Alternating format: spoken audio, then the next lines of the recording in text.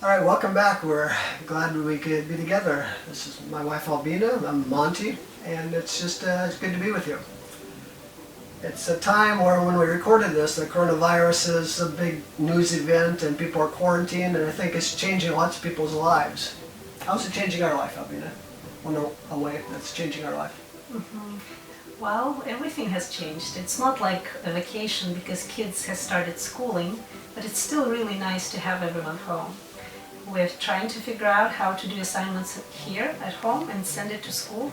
I've always wanted to homeschool, so this is kind of fun for me.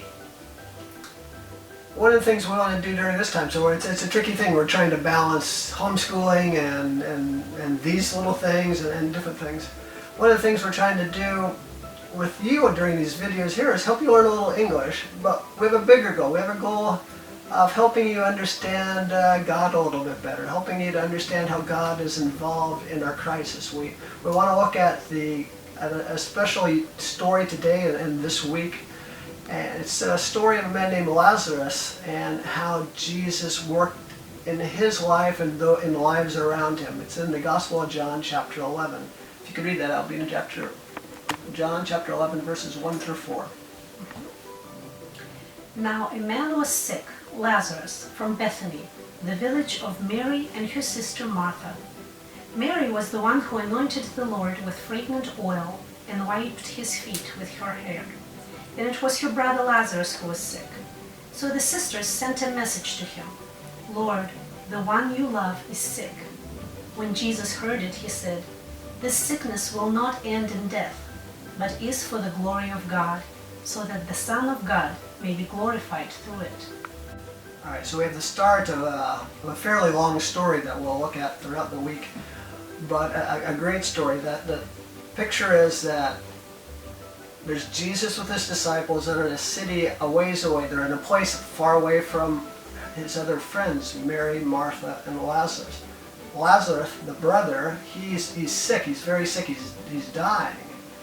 Mary and Martha, because they know Jesus well, because they've seen him work, they understand that Jesus can do something. They can probably heal his brother. So they send a messenger to ask Jesus to come. They hope this will be done quickly because, again, their brother is dying. In verse 4 we read that as the messenger gets there, it seems like Jesus already knows what's going on. And in fact, he does know what's going on because he's God, and God knows what was and what is and what will be. And he says that this sickness will not end in death, but he says, "But it is for the glory of God, so that the Son of God may be glorified through it." I'd like to make a point with you today that during crisis, God knows our crisis before it starts. He knows what the crisis will look like after it's resolved. He knows the process that's involved. He has a plan. It's a very good plan. He's involved in it. But I'd like to make the point that you're not the main actor in the crisis. Your feelings of loss or of need isn't the main thing. Jesus actually says the main thing is the Father in heaven, God's glory, and his glory.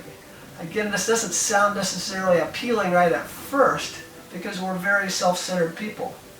But the long-term solution to all of our problems is actually realizing that we're not the center of the universe. We're not the main thing in all of life, but that God is. And if we learn to give him glory, if we learn to focus on him, it'll be much better for us during this crisis and the next crisis and the next crisis. And that's why Jesus is saying, first of all, focus on the glory of God.